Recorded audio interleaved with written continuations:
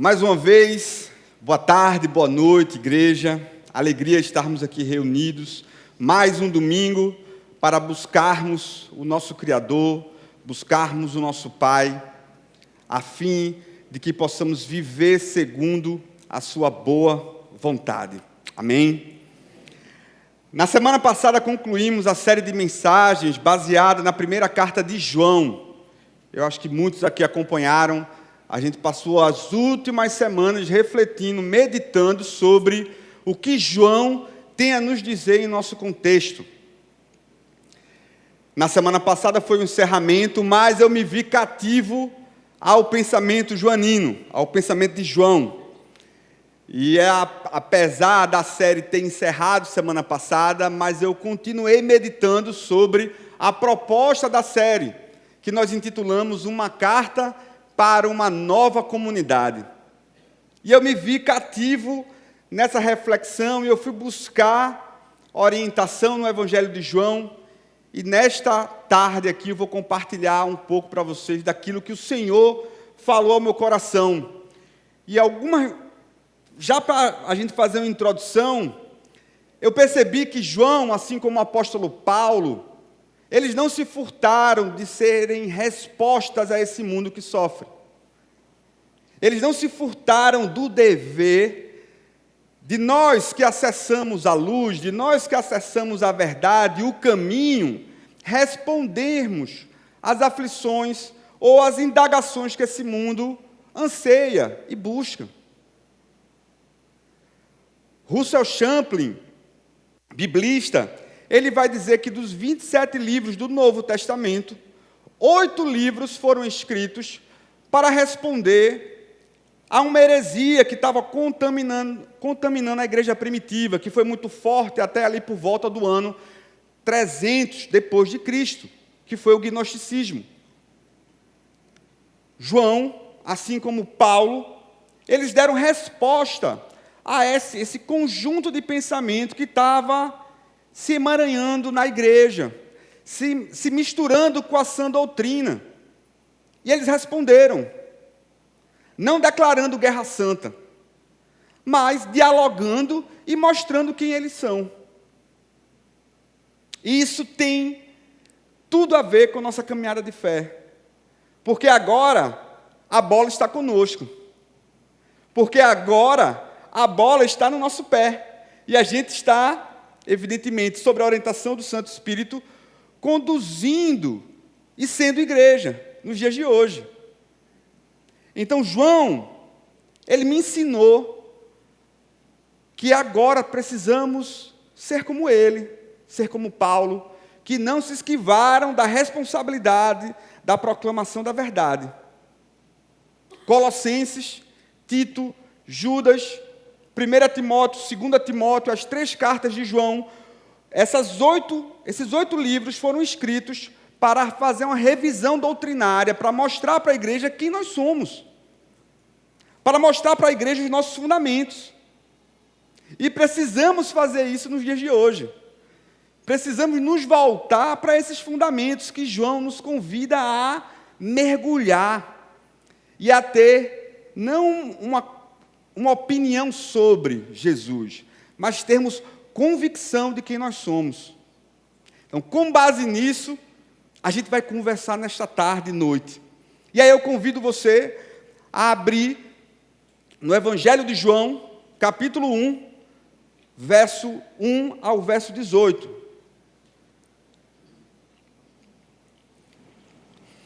Evangelho de João,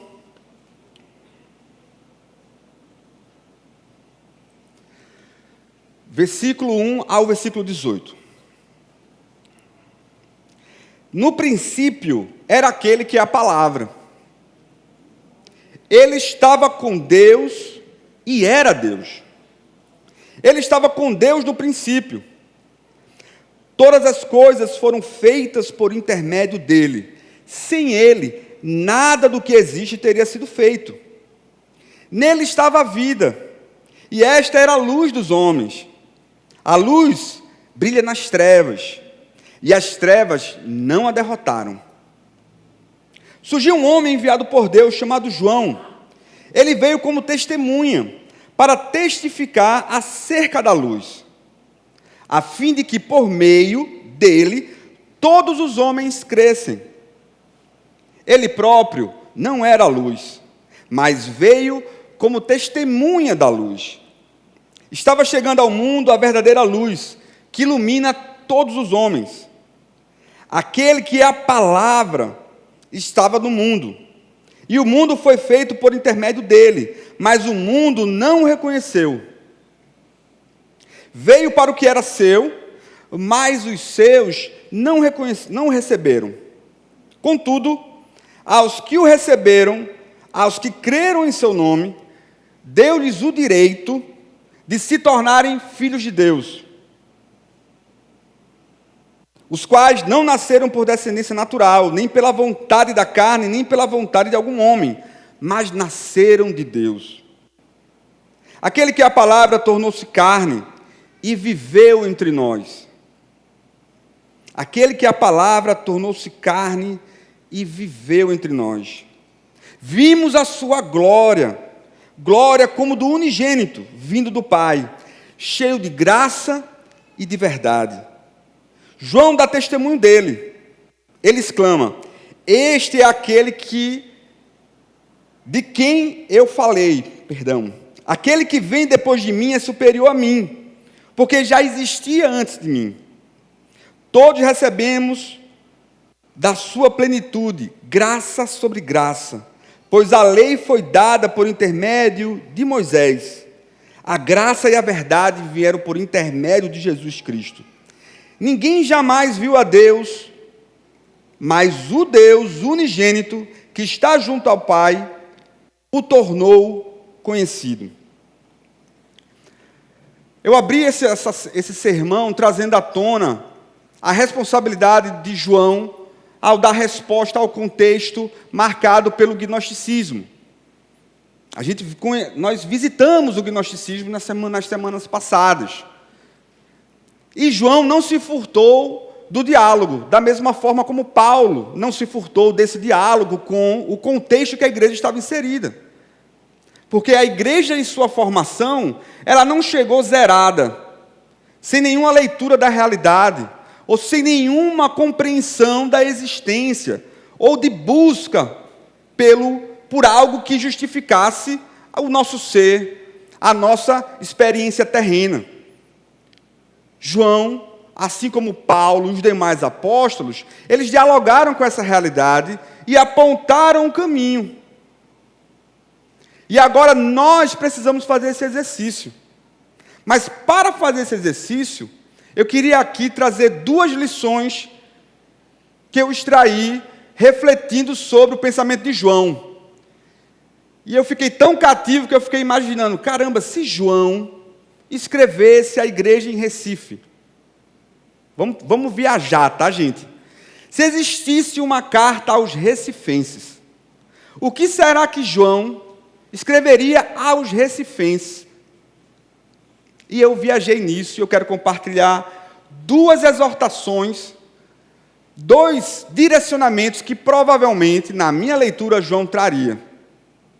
Eu acho que João, a primeira coisa que ele traria, ele diria para a gente: filhinhos, filhinhas, lembrem-se de quem vocês são. Lembrem-se da sua verdadeira identidade. Lembrem-se de quem vocês são, a quem vocês pertencem, qual é a sua verdadeira cidadania. Eu acho que João nos convocaria para essa compreensão. Precisamos verdadeiramente ter convicção de quem nós somos. E nesse sentido, vivemos num contexto que vai de encontro às Escrituras, à sã doutrina. Se a gente for analisar o arcabouço filosófico que fundamenta a sociedade ocidental, você vai encontrar o individualismo. O individualismo é o pensamento filosófico que vai dar base às nossas práticas. E quando eu falo individualismo, provavelmente você associa com o quê? Egoísmo. Eu também fazia essa associação. Mas aí tem um cidadão, um sociólogo, o Gilles Lipovetsky, consegui. Não é complicado, mas consegui. E esse cara, ele trouxe uma compreensão sobre individualismo que eu não tinha atinado. E tem tudo a ver. Ele vai dizer que individualismo não é o mesmo que egoísmo. Enquanto que o egoísmo se dá numa esfera moral, restrita, no particular, é a figura, é o indivíduo que só pensa no seu próprio umbigo, que deseja somente... ele é o fim de tudo. O individualismo vai além disso. O individualismo ele vai defender o divórcio total da criatura e o Criador. E o individualismo vai trazer a soberania que você tem sobre o seu ser. Você é o legislador da sua vida. Você não deve a ninguém, já que você paga as suas contas. E aí o individualismo traz à tona essa compreensão da vida, da realidade. De que você está apartado de qualquer divindade. De que você não precisa de nenhum direcionamento. Você é o legislador da sua vida, do seu ser. Então, o individualismo ele é a base filosófica de várias práticas que resultam na sociedade ocidental. Pensar na economia individualista. O individualismo está presente. A gente vive em um mundo que naturaliza a desigualdade, que naturaliza a pobreza. A gente vive num mundo onde o apelo individualista de riqueza é tão grande que não há compreensão de que a riqueza é algo coletivo. E se eu aprofundar ainda mais, a gente vai ter um discurso tão individualista que vai dizer para você, você é o autor da sua história, você não depende de ninguém. Você não depende da sua família, você não depende do Estado, você não depende de ninguém, porque depender não faz parte do individualismo. Não existe no linguajar do individualismo essa compreensão de que eu sou fruto do sacrifício do meu pai e da minha mãe. Eu sou fruto desse sacrifício. Eu sou fruto de um pai e de uma mãe. Meu pai veio da Mata Sul, minha mãe veio de Itabira, eu e meus 2 irmãos, somos 3 lá em casa. Somos frutos desse amor sacrificial por nós. E aí a gente vive um discurso que passa desapercebido, porque a gente não para compreender esse discurso. E esse discurso está presente na igreja. O individualismo, ele entra por essa porta, ele entra nos GRs, porque naturalmente nós estamos inseridos nesse mundo.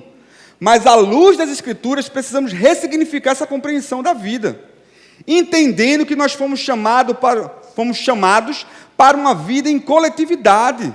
Somos igreja, somos koinonia.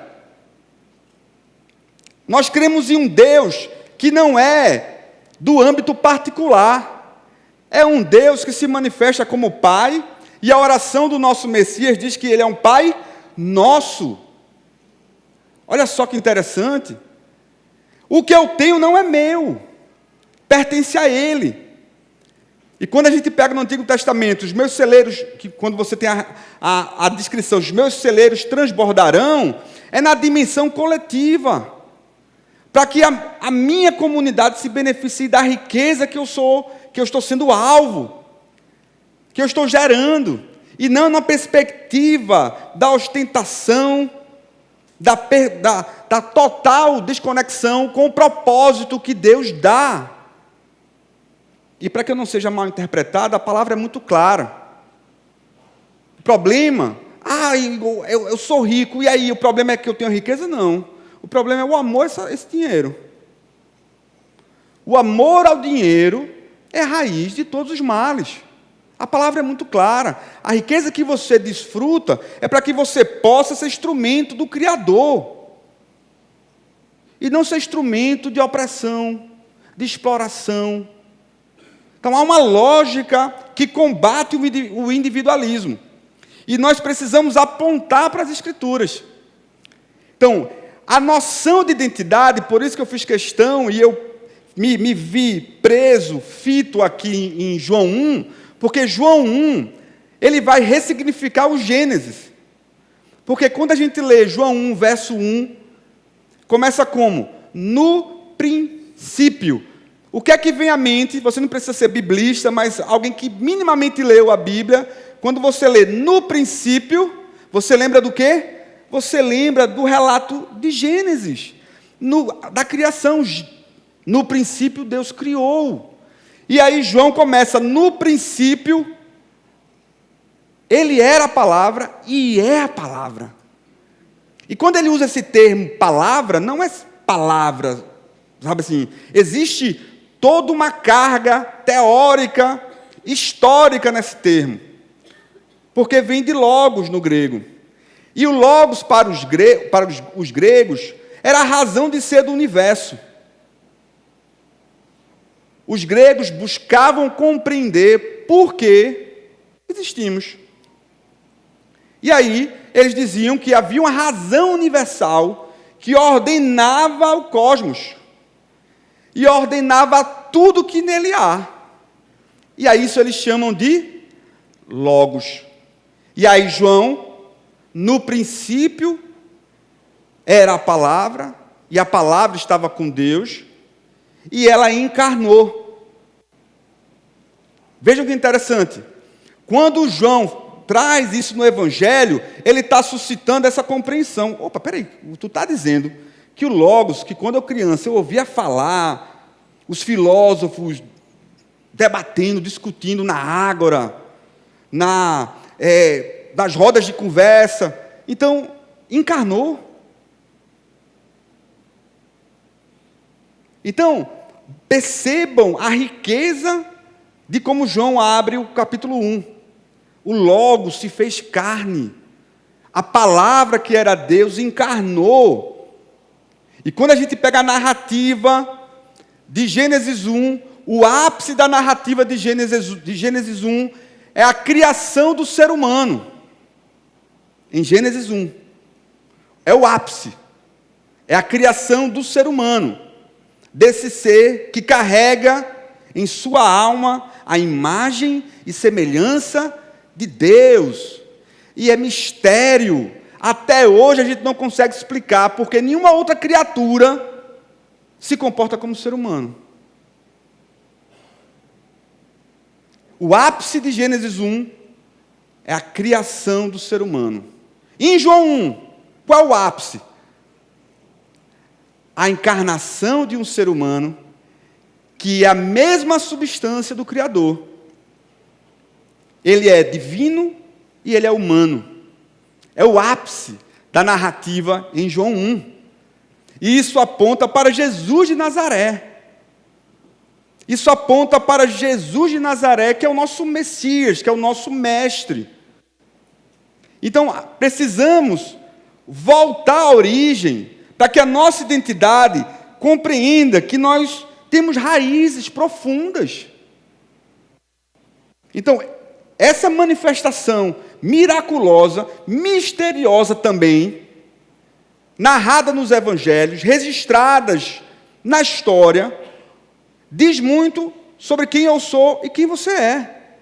Porque se eu compreendo bem onde as minhas raízes estão fincadas, os frutos que surgirão dessa árvore serão bons frutos, provavelmente. Estão comigo?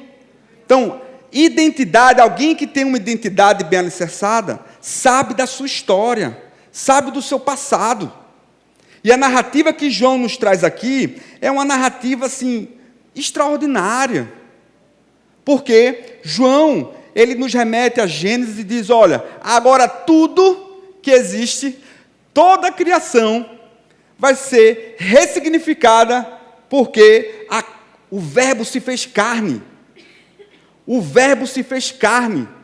E agora nós temos uma nova natureza quando aceitamos Jesus de Nazaré.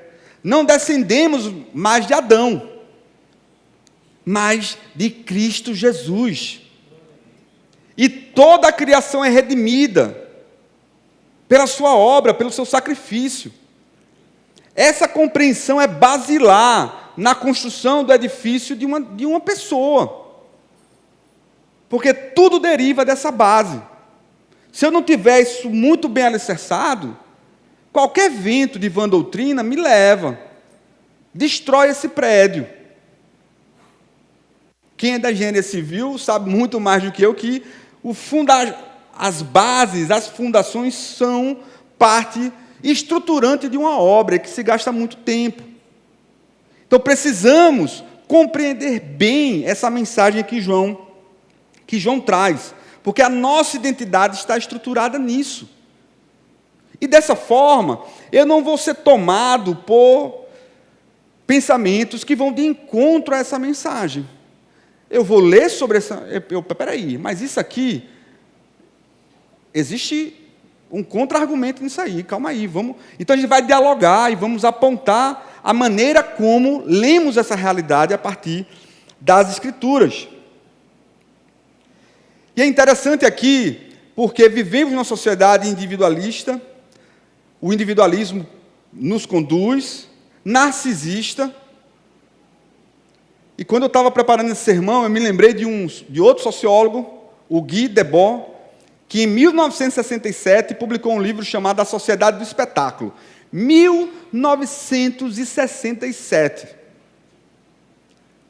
Se você for ler esse livro, parece que ele é da nossa turma, ele é um profeta, mas ele não é. Mas as palavras de Guy Debord são extraordinárias, porque ele faz uma crítica à sociedade de consumo. E ele atenta que é a primeira vez na história que uma sociedade é classificada pelo consumo. Já pararam para pensar sobre isso? É a primeira vez na história que classificamos uma sociedade pelo seu consumo. E aí, então, chamamos a sociedade de consumo.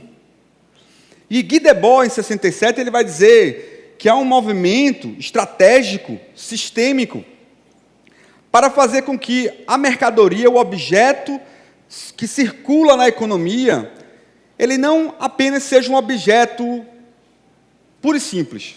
Então, por exemplo, um telefone. Criamos o telefone e vamos divulgar que existe agora um telefone. Isso traz um benefício à comunicação e tudo mais. Não. A estratégia agora é fazer com que haja um desejo de consumir. Hoje, o marketing tem técnicas e estratégias que modificam até a nossa leitura de quem nós somos. Isso em 67, Guy Debord já está falando. E ele vai dizer que o objeto agora passa a ter mais valor que o próprio ser. Olha que interessante. O objeto, que é a mercadoria, que tem um fetiche nessa mercadoria, há um desejo por determinadas mercadorias. Se eu não acessar tal mercadoria ou tal objeto, que normalmente tem logomarcas, eu me sinto inferior. Isso é resultado dessa construção que foi feita paulatinamente. Base filosófica disso, individualismo. Então, essa sociedade que se estrutura dessa maneira, manipulando as consciências, atenta contra o reino de Deus. Porque, um clichê, você não é pelo aquilo que você tem.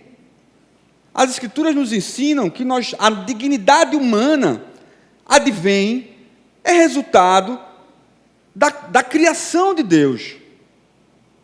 Porque eu carrego uma fagulha divina. Todos nós carregamos essa fagulha divina. Mesmo você que esteja, ou abra a sua boca para dizer, eu sou ateu. Você, quando afirma isso, você inconscientemente, eu creio em Deus. Porque há um fôlego de vida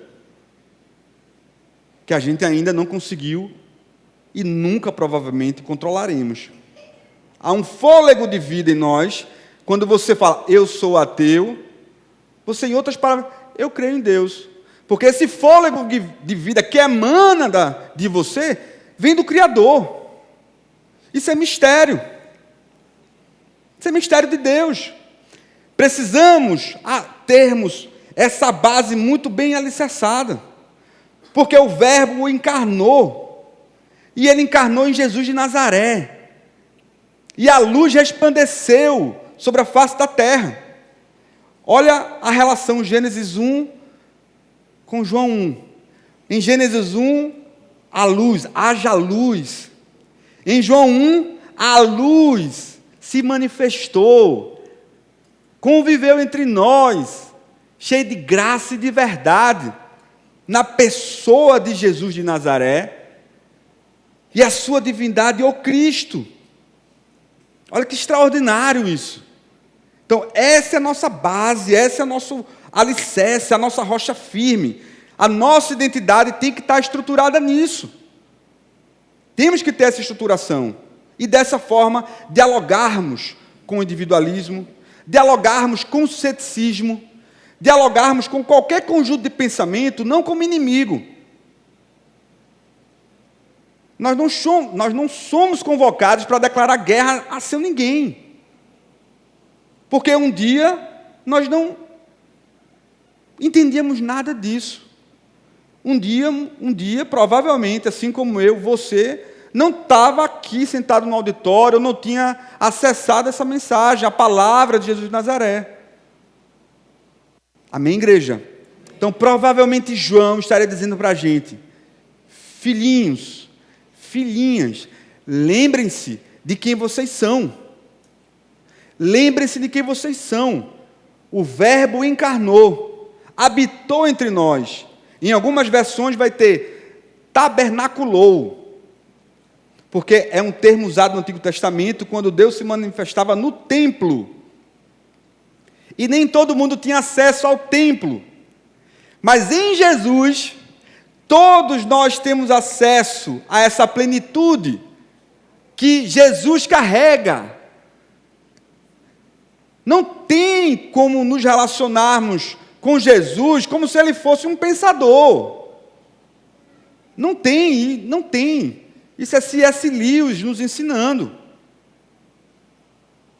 Ou Jesus é o que ele disse ser, ou ele é um lunático. E João aponta para isso. Ele é o Verbo encarnado. Nele a graça, a verdade, o caminho, a vida, para nós, é uma pessoa. Para nós, do caminho, desse reino, é uma pessoa. Não é uma ideia abstrata. E João, Paulo, dialogou com os estoicos, dialogou com os gnósticos, apontando: gente, vocês estão à procura, mas ele se manifestou. O Verbo se fez carne e conviveu entre nós. E nós testemunhamos da sua glória, glória do unigênito do Pai.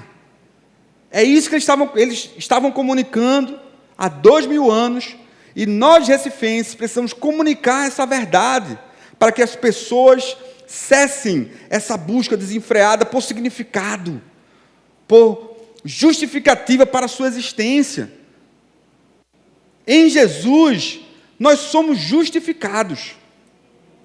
Em Jesus, nós somos justificados, porque não há cobrança de dívida mais alguma. O preço do nosso pecado foi pago no Calvário, no Gólgota. E precisamos crer na manjedoura, precisamos crer na cruz, e precisamos crer na cova vazia. Isso é o nosso alicerce, é a nossa esperança. Caso contrário, isso aqui é muito mórbido o que estamos fazendo. Porque se a gente não crê na ressurreição dos mortos, não faz sentido isso aqui. Eu creio que eu voltarei para Ele. Eu creio no novo céu e na nova terra, onde pobreza, dor, choro, exploração não existirá, porque tudo isso é fruto da nossa ação no mundo, completamente desalinhada do Pai, divorciada do nosso Criador. E aí essa mensagem vem para realinhar a nossa vida, restaurar o relacionamento perdido e nos colocar à mesa. E na mesa vamos ajustar o caminho. Amém? E a segunda coisa que eu acredito que João falaria para nós recifenses, eu acredito que João diria o seguinte: filhinhos e filhinhas, chega de indiferença, chega de apatia,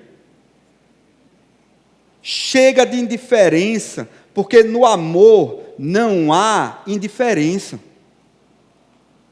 não há cinismo.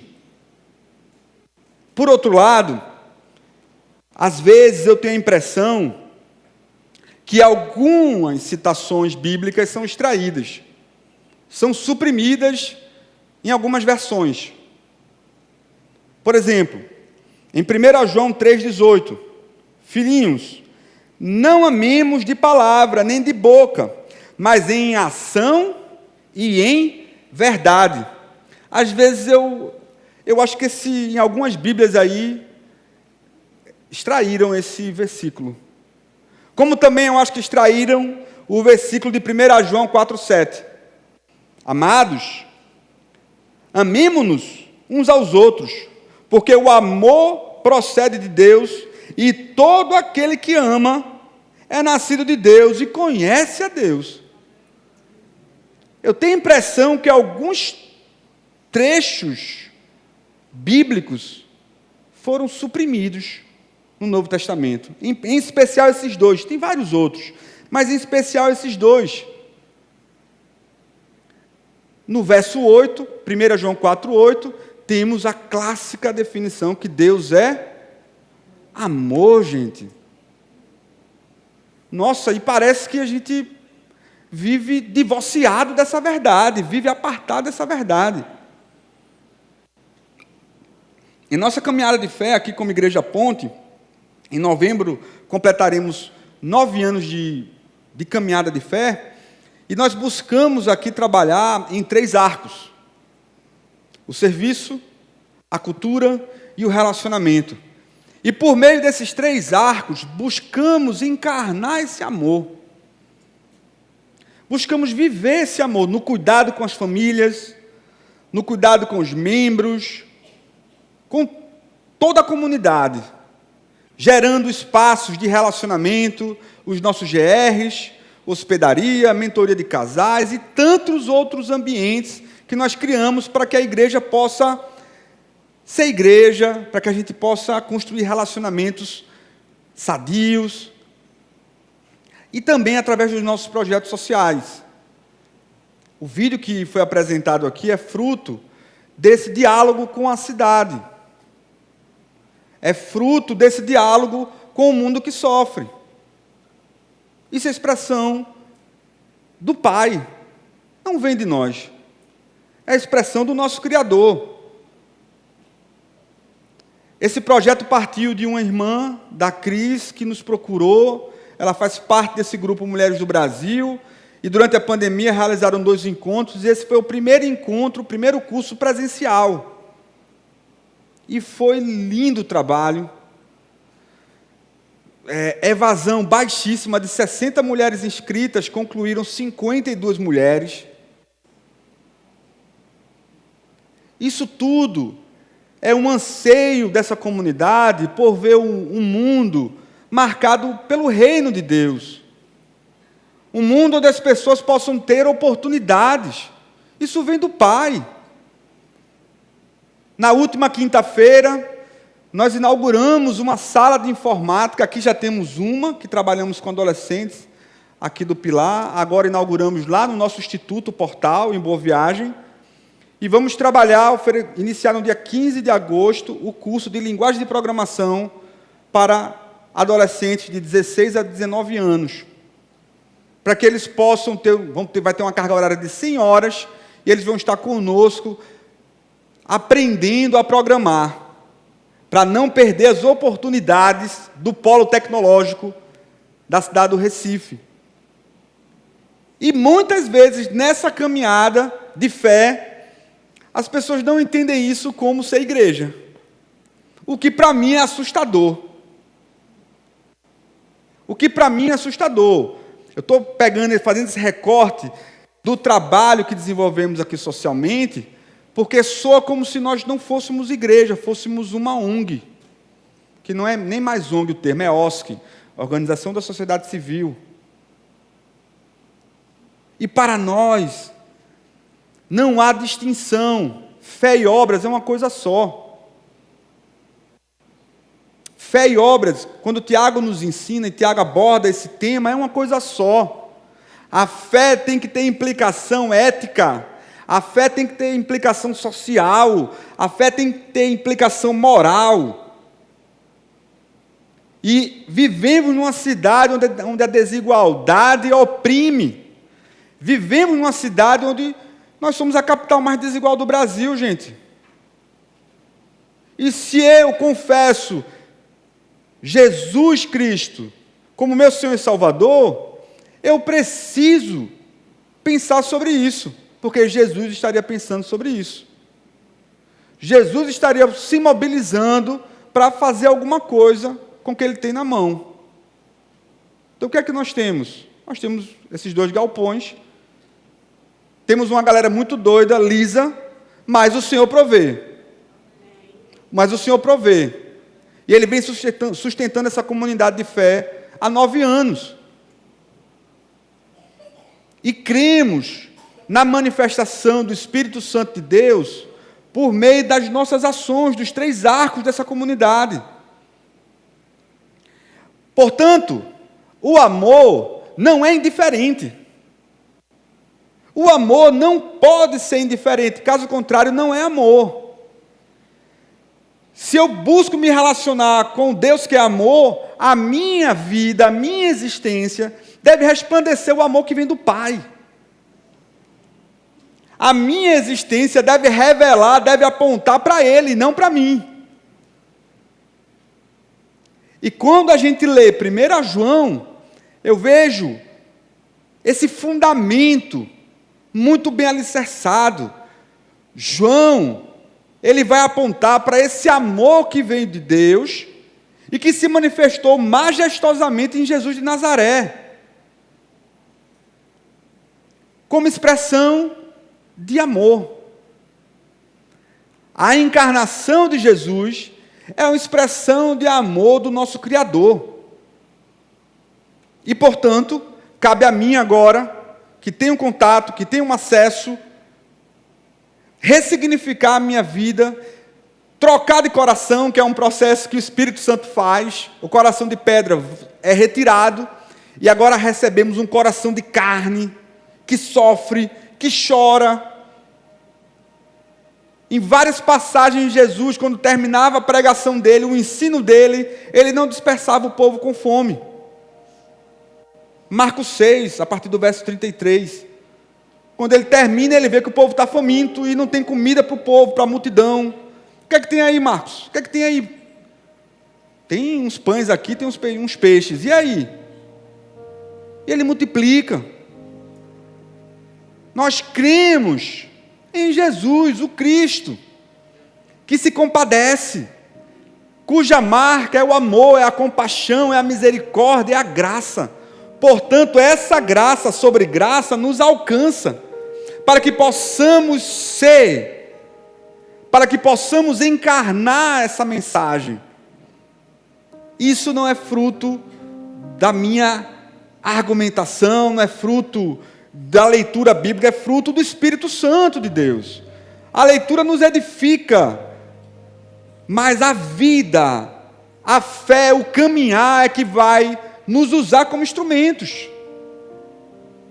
E Jesus ia de um canto a outro, anunciando essa boa nova. E aí eu encerro esse sermão trazendo mais uma vez o significado do Evangelho. No último domingo eu compartilhei isso, e para mim é algo que faz a diferença total, visitarmos a etimologia do Evangelho. Eu não quero aqui ser o chato, mas é importante trazer a etimologia de Evangelho, porque não foram os apóstolos que criaram o termo Evangelho. Da mesma forma que eles não criaram o termo logos, já existia. E evangelho também já existia. E evangelho no grego significa boa notícia. Boa notícia. Mas não é uma boa notícia qualquer. A palavra evangelho só era usada em momentos de guerra, de campos de batalha. Como assim, Igor? Explica melhor isso. Vamos imaginar que Recife está em guerra com Olinda. Vamos imaginar isso aqui. Então os homens vão para o fronte. Só ficam mulheres, crianças e os idosos. Então os homens são convocados e vai aqui para o fronte de batalha.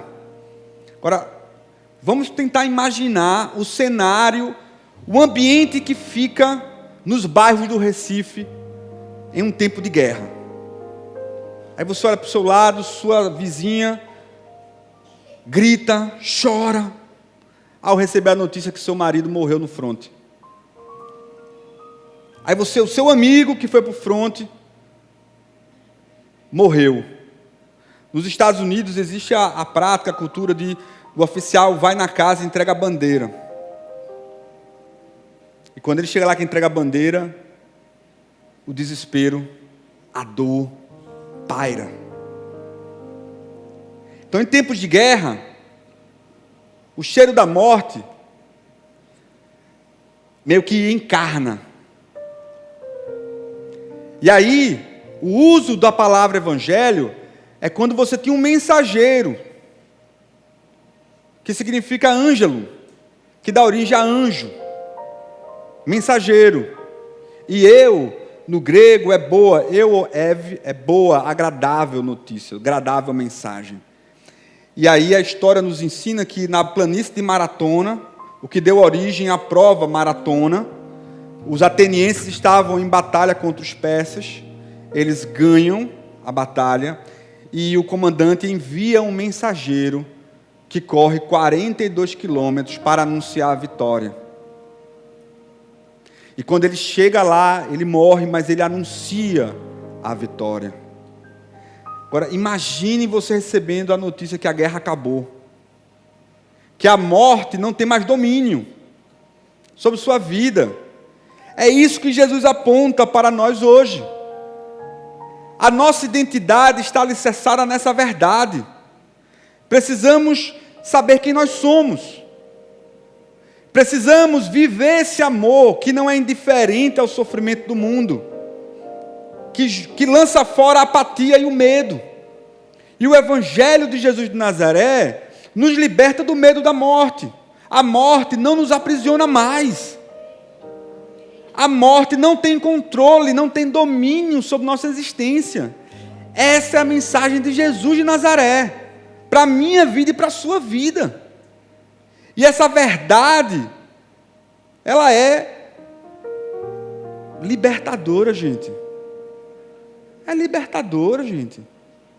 Pois sabemos quem nós somos, sabemos a nossa missão e sabemos para onde vamos. Enquanto estivermos vivendo essa experiência humana, que possamos verdadeiramente resplandecer essa luz. O Verbo encarnou. O Verbo tabernaculou. E nós temos acesso a essa plenitude que está em Jesus de Nazaré. Amém, igreja? Vamos ficar de pé, vamos orar.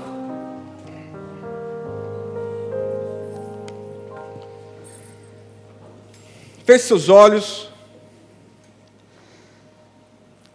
Senhor Jesus,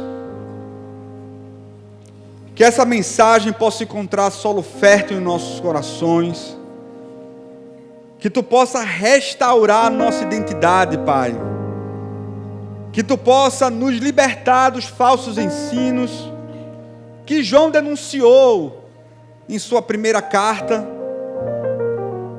que Tu possa nos libertar dos falsos cristos, dos falsos profetas, para que verdadeiramente, Senhor, possamos viver em amor, um amor que não é indiferente à dor do mundo, um amor que não é indiferente à dor do meu próximo, que está em casa, na minha família, na faculdade, na escola, no trabalho, na rua, onde quer que eu esteja, Senhor, onde quer que estejamos, Senhor, que como igreja possamos encarnar esse amor e testemunhar da Tua glória e da Tua plenitude, que se manifestou e se manifesta em Cristo Jesus.